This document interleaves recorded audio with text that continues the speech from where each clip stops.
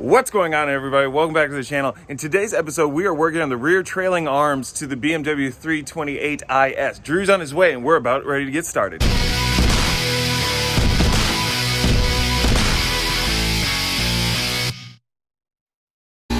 That thing is really loud, so I don't know if you'll be able to hear me.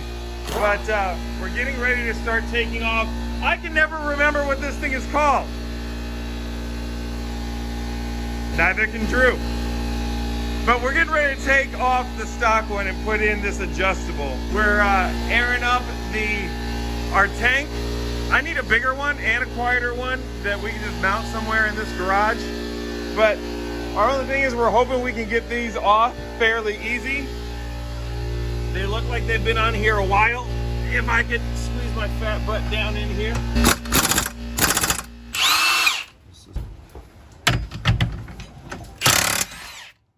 Oh, did you break it? Well, good thing we went and got the stronger one. well, that sucks. Yeah, at least it's off there though. That snapped it quick too, man. The joys of working on older cars. It's like stuck in there. Yeah, I think so.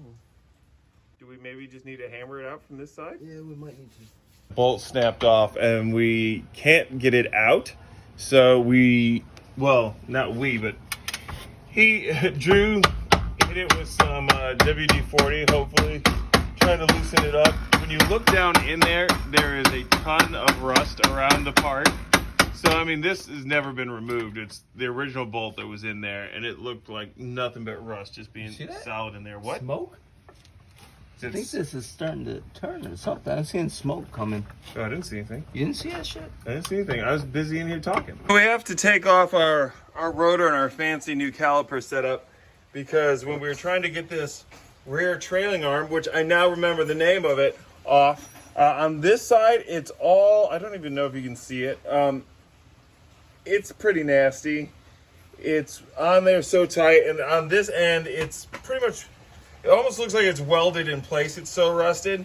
So what we're gonna do is we're gonna chop off this side here with the grinding disc, and then hopefully we can, well, at least that way we'll be able to take the rear trailing arm off and then hopefully hammer this out of this bushing.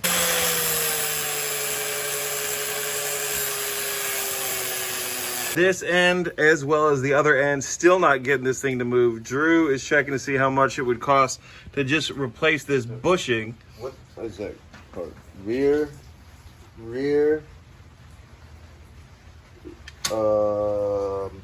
I don't know what's rear, lower, outer control arm bushing? Yep, sure.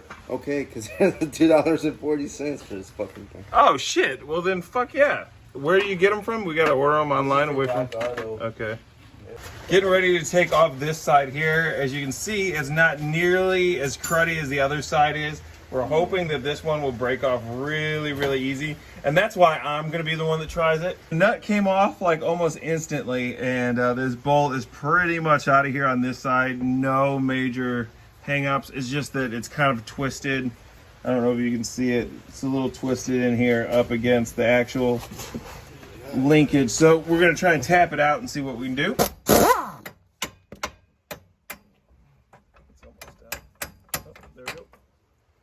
Rock on. Well, that was easy enough.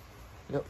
All right, now we need to see if we can get the upper portion out. As we're down here trying to do the rear trailing arm, this bolt here, if I can move it in place, we got to pull it out, and we run into this problem.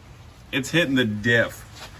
So we can't pull this out without at least dropping the bracket or moving around the diff. So Drew and I have decided that since we have to do some repairs to the transmission anyway, what we're going to do is we're going to go ahead and take out the whole diff, do a welded diff on it, and then once everything is out, then we can do the rear trailing arms. So I think this is going to be about where this job stops, because we didn't plan on being here all day with this vehicle. And that's kind of about where we are. I might be able to start pulling out some of the stuff for the diff throughout the week and getting everything ready. That way we can start doing this shit. I think possibly, I don't know what you think, Drew, but I think I could probably weld up the diff. I mean, I do shitty enough welds, and it don't have to be perfect. Yeah, be able to do it. Just make sure it's completely clean. Yeah. When you go to do it. So I think that make sure you put fluid back in. Fluid. What do you need all that shit for? Because there's still moving parts in there. Nah, we good. No, of course I know we have to put diff fluid in there, so we'd have to take care of all that. So this job is quickly getting bigger than what we thought it was going to be. But when we're done, somebody's going to be able to purchase a really sweet drift car and be ready to just hit the track and go, because we're going to have the rear trailing arms on here. We already have the coilovers on here.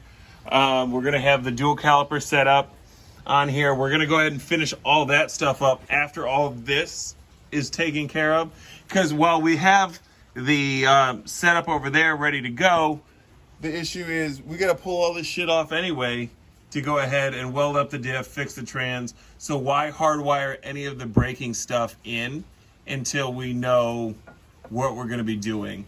So I think that's it, man. Shit.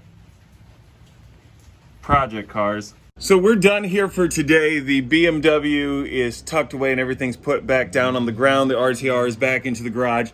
But we hit a snag, as I said, where we're going to have to do more work to the BMW than what we thought. But now it's just going to make it an all-around better drift car, which means now if we're going to do all this work, we do have to take it out for a couple grips, at least once or twice, right? Who wouldn't want to do that? So our next few episodes coming up, what we're going to be doing is pulling out the rear diff, pulling out the transmission.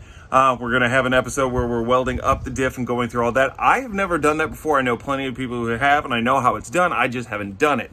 And then we're going to be fixing the transmission, trying to get the rear trailing arms all finished up. Then we're going to go on to finishing up our dual brake caliper setup.